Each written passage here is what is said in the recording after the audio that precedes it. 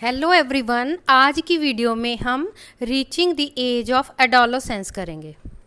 Adolescence क्या है? ये एक लाइफ का ऐसा पीरियड है जब बॉडी में कुछ चेंजेस आती हैं जिससे रिप्रोडक्टिव मैच्योरिटी आती है ताकि वो रिप्रोडक्शन जीव कर सके। उसको हम एडोलेसेंस कहते हैं।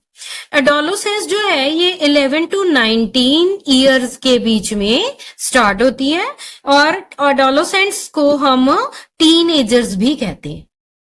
Onset of puberty takes place at the age of adolescence, और जब एडोलेसेंस पीरियड आता है तो प्यूबर्टी भी स्टार्ट हो जाती है। That is boys and girls are capable of reproduction, कि जो बॉयज और गर्ल्स है वो रिप्रोडक्शन के काबिल हो जाते हैं। प्यूबर्टी क्या है? ये एक ऐसी एज है at which the boy of girl sexually mature to reproduce is called puberty. वो एज जब कोई लड़का या फिर लड़की सेक्सुअली मैच्योर हो जाए ताकि वो रिप्रोड्यूस कर सके, उसको प्यूबर्टी कहते हैं। उस एज को जो प्यूबर्टी एज है ये 11 टू 19 ईयर्स है। चेंजेस एट प्यूबर्टी, क्या क्या चेंजेस आती है जब प्यूबर्टी आती है किसी में? तो many changes takes place in boys and girls at puberty. कई चेंजेस आती है बॉयज एंड गर्ल्स में। सबसे पहले इंक्रीज इन हाइट, कि उनकी हाइट में इंक्रीज हो जाए, सडन इंक्रीज इन हाइट, अचानक से। Bones of arms and legs become elongated, और उनकी बाजुओं की और लेग्स की जो हड्डियां हैं वो लंबी हो जाती हैं। Height depends upon the genes inherited from parents, और जो हाइट होती है वो कितनी बढ़ेगी ये इस चीज पे डिपेंड करता है कि उनके जीन्स कैसी हैं, उनके पेरेंट्स के, कि उनकी हाइट कितनी है। Adequate diet it is needed when height is increasing during this period, और क्या इस पीरियड में जरूरत होती है कि उनको प्रॉपर डाइट चाहिए ताकि उनकी जो हाइट है वो प्रॉपर बढ़ सके। नेक्स्ट चेंज है जो प्यूबर्टी में आती है, चेंज इन बॉडी शेप, कि उनकी बॉडी में की शेप में चेंज आ जाती है। Physical changes in boys, boys में कौन कौन सी चेंज आती है? सबसे पहले शोल्डर्स उनके ब्रॉडर हो जाते हैं, चौड़े हो जाती हैं। बॉडी की जो मसल्स है वो ग्रो कर जाती हैं। चेस्ट जो है वो वाइड हो जाती, चौड़ी हो जाती है। Facial and pubic hair grow, और उनके फेस पे और प्यूबिक रीजन्स पर भी हेयर ग्रो कर जाती हैं। वॉइस दैट बिकम कॉर्स, और उनकी जो आवाज है वो भारी हो जाती है। Growing voice box Adams Apple appear, आपने बॉयज में देखा है कि गले के ऊपर जो एक बल्जिंग स्ट्रक्चर होती है उसको आदम्स एप्पल कहती हैं। ये भी जो प्यूबर्टी की ही निशानी है। Physical changes in girls, girls में जो है इनमें region below the waist becomes wider, की जो वेस्ट के नीचे का पोर्शन है वो चौड़ा हो जाता है। मसल्स ग्रो कर जाते हैं, ब्रेस्ट डेवलप कर जाते हैं, प्यूबिक पोर्शंस पे हेयर ग्रो करती हैं, एंड हाई पिच्ड वॉइस हो जाती है उनकी। नेक्स्ट जो प्यूबर्टी पे चेंज आती है, increased activity of sweat and sebaceous glands, की जो बॉयज एंड गर्ल्स में जो स्वेट ग्लैंड्स हैं एंड सिबेशियस ग्लैंड्स हैं उनकी एक्टिविटी बढ़ जाती है। जो स्पेशियस ग्लैंड्स है they produce more oil and sweat glands produced more sweat, कि जो स्पेशियस ग्लैंड है वो ज्यादा ऑयल पैदा करती हैं, और इस एज पे जो स्वेट ग्लैंड्स है वो ज्यादा स्वेट पैदा करती हैं, पसीना ज्यादा आता है। और क्या इसमें चेंज आती है कि acne and pimples appear on face, उनके फेस के ऊपर जो पिंपल्स होने स्टार्ट हो जाती है, एक्ने डेवलप हो जाती है due to the increased secretion. इसका जो कारण है वो है कि जो स्पेशियस ग्लैंड्स है वो ज्यादा ऑयल पैदा करती है उनकी वजह से, और जो स्वेट ग्लैंड्स है ज्यादा स्वेट पैदा करती है उनकी वजह से जो एक्ने एंड पिंपल्स अपीयर होते फेस के ऊपर उनके। नेक्स्ट चेंज है जो प्यूबर्टी पे आती है बॉयज एंड गर्ल्स में, चेंज इन वॉइस, क्योंकि वॉइस में चेंज आ जाता है। तो वॉइस बॉक्स लैरिंग्स जिसको हम कहते हैं वो ग्रो कर जाता है, और जो बॉयज है वो लार्जर वॉइस बॉक्स हो जाता है उनका, which can be seen as protruding part called Adam's apple, और जो गर्दन के जो के ऊपर उनको आदम्स एप्पल जो है वो अपीयर होना स्टार्ट हो जाता है, थोड़ा बल्जिंग जो स्ट्रक्चर बन जाती है। The bigger voice box in boys gives low pitched voice, और इसी जो वॉइस बॉक्स के साइज के बढ़ने की वजह से ही उनकी जो वॉइस है वो लो पिच्ड हो जाती है, भारी हो जाती है उनकी आवाज। नेक्स्ट चेंज जो प्यूबर्टी पे बॉयज एंड गर्ल्स में आती है, डेवलपमेंट ऑफ सेक्स ऑर्गन्स। उनके सेक्स ऑर्गन्स डेवलपमेंट हो जाती हैं। Male sex organs like testis and penis that develop completely, और जो टेस्टिस है वो स्पर्म्स पैदा करना स्टार्ट कर देती हैं। गर्ल्स में जो ओवरीज हैं उनका साइज लार्ज हो जाता है और एग्स वो मैच्योर उसमें होना शुरू हो जाती हैं। और जो ओवरीज हैं they start releasing mature eggs, और उनमें जो मैच्योर एग जो है वो रिलीज होना स्टार्ट हो जाती है। नेक्स्ट जो चेंज है प्यूबर्टी पे बॉयज गर्ल्स में, mental, intellectual and emotional maturity आ जाती है उनमें, कि जो एडोलेसेंट्स है वो सेल्फ कॉन्शियस हो जाती है अपने बारे में, अपनी जो ड्रेसेस के बारे में, अपने हेयर स्टाइल के बारे में। Spend considerable time in thinking, और वो ज्यादा सोचती हैं क्योंकि उनकी बॉडी में चेंजेस आ रही होती है। नेक्स्ट है ग्रेटेस्ट कैपेसिटी फॉर लर्निंग। इस एज में उनकी जो लर्निंग कैपेसिटी है वो बहुत बढ़ जाती है। एंड नेक्स्ट है कि फील इनसिक्योर, वो इनसिक्योर फील करती हैं क्योंकि बॉडी में चेंजेस की वजह से वो नर्वस रहती हैं। नेक्स्ट टॉपिक है कि सेकेंडरी सेक्सुअल कैरेक्टर्स क्या होते हैं। सेकेंडरी सेक्सुअल कैरेक्टर्स क्या है कि ये वो फीचर्स होती हैं that help to distinguish the male from female. They are called secondary sexual characters. उन कैरेक्टर्स को हम जो है सेकेंडरी सेक्सुअल कैरेक्टर्स कहते हैं, जो मेल और फीमेल के डिफरेंस को शो करे। तो गर्ल्स में क्या है, breast begins to develop and boys begins to grow facial hair, moustaches and beard. और उनमें जो बॉयज है उनमें फेशियल हेयर आ जाती हैं, मूछे आ जाती हैं, दाढ़ी आ जाती है। Boys also develop hair on chest, और उनकी चेस्ट के ऊपर भी बाल आ जाते हैं। नेक्स्ट टॉपिक है हार्मोन्स। हार्मोन्स क्या होती हैं? हार्मोन्स केमिकल सब्सटेंसेस है जो कि एंडोक्राइन ग्लैंड्स सिक्रीट करती हैं। एंडोक्राइन ग्लैंड्स क्या होती हैं? ये डक्टलेस ग्लैंड होती हैं जो कि अपनी सिक्रीशन डक्ट्स के थ्रू नहीं देते, ये डायरेक्ट ही अपनी सिक्रीशन ब्लड में देती हैं। They changed which occur in adolescence are controlled by hormones। और जितनी भी चेंजेस होती हैं जो एडोलेसेंस पीरियड में आती हैं वो हार्मोन्स की वजह से ही आती हैं। The secretion of hormones is controlled by pituitary gland, और जो हार्मोन्स की सिक्रीशन है इसको पिट्यूटरी ग्लैंड जो है कंट्रोल करता है।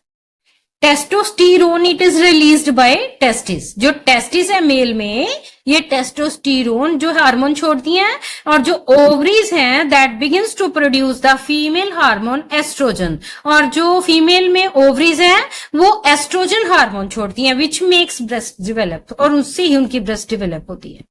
नेक्स्ट है role of hormones in initiating reproductive function, कि ये जो हार्मोन्स है मेल में, बॉयज में और गर्ल्स में, ये जो हार्मोन्स है ये रिप्रोडक्टिव फंक्शन कैसे करती हैं। तो एंडोक्राइन जो ग्लैंड्स है they release hormones directly into blood under the control of pituitary gland. जो पिट्यूटरी ग्लैंड है ये ब्रेन में होता है, ये जो है मास्टर ग्लैंड भी इसको कहते हैं। ये जो है सभी हार्मोन्स की सिक्रेशन को कंट्रोल करता है। और ये एंडोक्राइन जितने भी ग्लैंड है, एंडोक्राइन यानी डक्टलेस ग्लैंड जो डायरेक्ट सिक्रीशन ब्लड में देती हैं, इनको कंट्रोल करता है pituitary gland.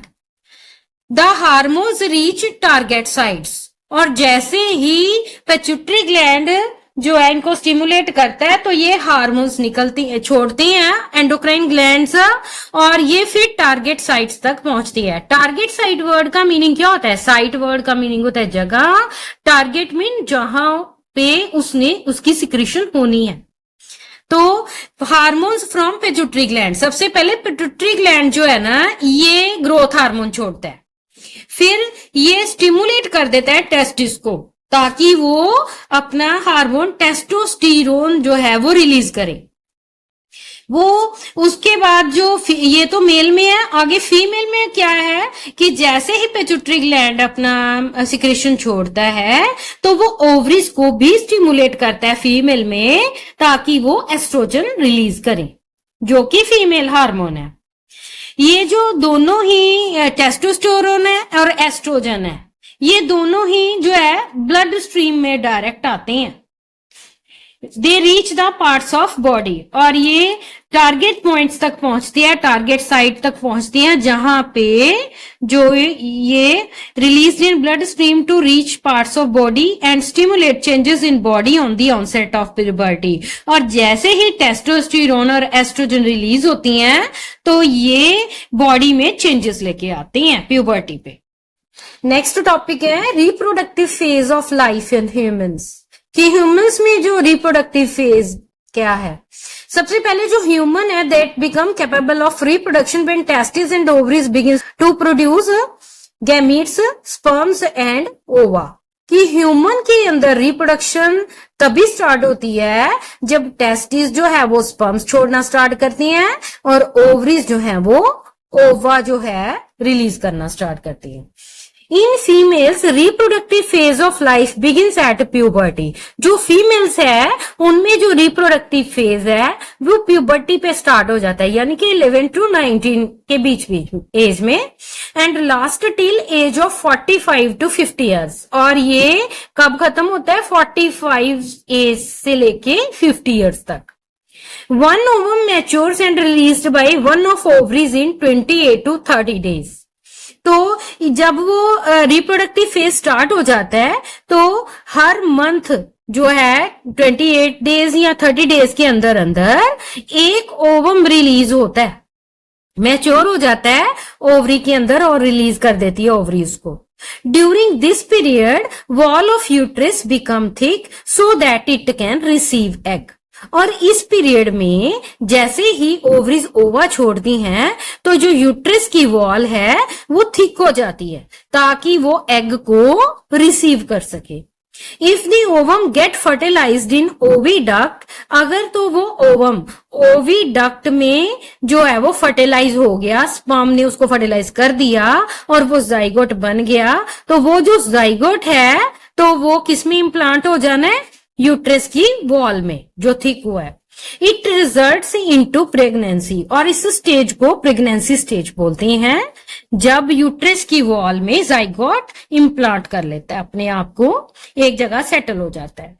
If fertilization of ovum does not occur in oviduct, और इन केस अगर ओवम की फर्टिलाइजेशन हुई नहीं ओविडक्ट में, फिर क्या होगा? The thick lining of uterus along with its blood vessels are shed off. उस केस में क्या है कि जो यूट्रस की वॉल थिक हुई थी उसकी जो थिक लाइनिंग है और वो पूरी ब्लड वेसल्स के साथ बाहर आ जाती है। This causes bleeding in women called menstruation, और इसके लिए जो है वुमेन में ब्लीडिंग होती है जिसको मेंस्ट्रुएशन बोलती है।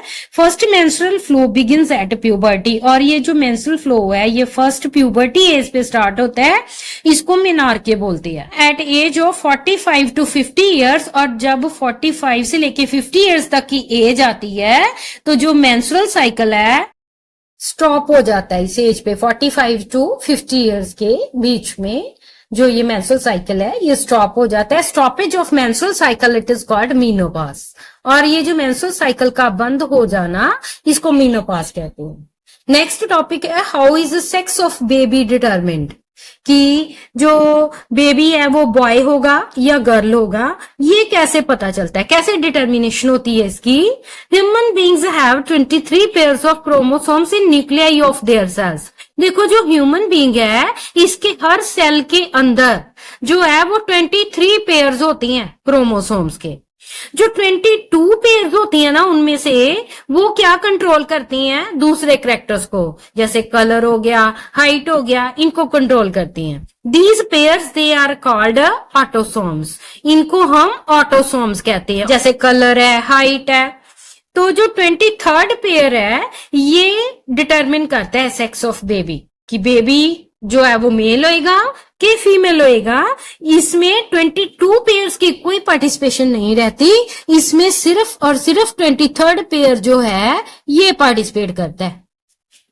This pair of chromosomes is called sex chromosome.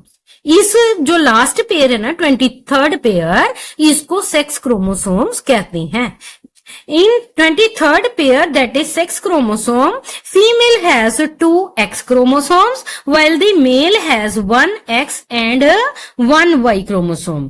और जो 23rd pair होता है ना ह्यूमन बीइंग में, उनमें क्या होता है, जो मेल है उसमें एक X होता है, एक Y भी होता है, लेकिन फीमेल में दोनों ही XX होते हैं.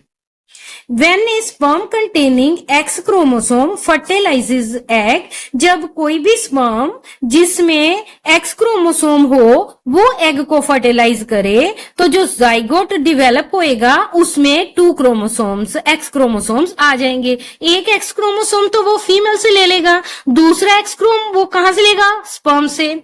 And zygote will develop into female child, और इसकी वजह से 2X जो है वो बनेंगे और फिर जो है फीमेल चाइल्ड जन्म लेगा. When a sperm containing a Y chromosome fertilizes egg, लेकिन अगर वो स्पर्म जिसके अंदर Y chromosome होगा अगर वो फर्टिलाइज कर देगा एग को, तो जो zygote है उसमें एक X क्रोमोसोम होगा, एक Y क्रोमोसोम होगा, and zygote would develop into male child, और जो चाइल्ड होगा वो मेल होगा इस केस में.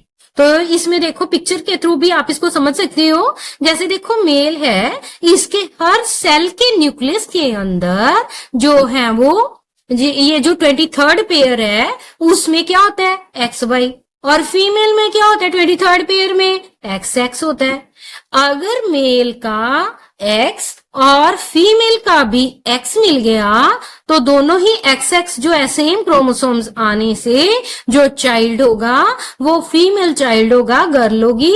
और अगर मेल का Y और फीमेल का X मिल गया तो XY बन जाएगा. उस केस में जो है वो मेल चाइल्ड जो है होगा बॉय जो होगा, जो जन्म लेगा. नेक्स्ट टॉपिक है hormones other than sex hormones, कि सेक्स हार्मोन्स के अलावा कौन कौन से हार्मोन्स और होती हैं. तो देखो सेक्स हार्मोन्स कौन कौन से होती है, हमने पीछे पढ़ा, मेल में टेस्टोस्टेरोन एंड फीमेल में एस्ट्रोजन. इसके अलावा जो कौन कौन से हार्मोन्स है वो इसमें हमने पढ़ना टॉपिक में. तो जो पिट्यूटरी ग्लैंड है ये एक एंडोक्राइन ग्लैंड है, कहां पे प्रेजेंट होता है, ब्रेन में. ये एक एंडोक्राइन ग्लैंड है. जो endocrine glands are ductless gland, they give their secretion direct into blood. ये जो डेफिनेशन है बहुत इंपॉर्टेंट है कि व्हाट आर एंडोक्राइन ग्लैंड्स. ये वो ग्लैंड्स होती हैं जो अपनी सिक्रेशन डायरेक्ट ब्लड में देती हैं. The glands that make endocrine system are, endocrine system में कौन कौन सी ग्लैंड्स आती हैं, एक तो pituitary gland, thyroid gland, pancreas, adrenals, ovaries and testis. ये सारे ही एंडोक्राइन सिस्टम को बनाते हैं. जो पिट्यूटरी ग्लैंड है दैट रिलीज ग्रोथ हार्मोन, ये ग्रोथ हार्मोन जो है रिलीज करता है and regulates the growth and development of body, और जो बॉडी की ग्रोथ एंड डेवलपमेंट करता है. जो थायराइड ग्लैंड है दैट प्रोड्यूसेस थायरॉक्सिन, जो थायराइड ग्लैंड है ये गले में होता है, ठीक है, ये थायरॉक्सिन पैदा करता है. That influence physical and mental development, और इसकी वजह से ही जो ह्यूमन बीइंग की फिजिकल डेवलपमेंट होती है और मेंटल डेवलपमेंट होती है. पेनक्रियास जो है ये इंसुलिन रिलीज करता है that lowers the glucose level in blood, और इंसुलिन का काम क्या है कि जो हमारे ब्लड के अंदर ग्लूकोज के लेवल को कंट्रोल में रखता है. एड्रिनल ग्लैंड्स जो है ये दैट प्रोड्यूसेस एड्रिनलिन, जो एड्रिनल है एड्रिनल ग्लैंड्स है ये किडनीज के ऊपर होती हैं, इनके अंदर एक सिक्रेशन पैदा होती है एड्रिनलिन. तो ये हार्मोन क्या करते हैं, which helps the body to adjust the stressful situations like anger and worry. जब भी हमारी बॉडी में ज्यादा गुस्सा आएगा या हमें कोई ज्यादा चिंता हो जाएगी तब हमारे जो एड्रिनल ग्लैंड्स है ये एड्रिनलिन जो है पैदा करते हैं हार्मोन, जो हमें इस कंडीशन में जो बैलेंस्ड रखती हैं. नेक्स्ट टॉपिक है role of hormones in completing life history of insects and frogs.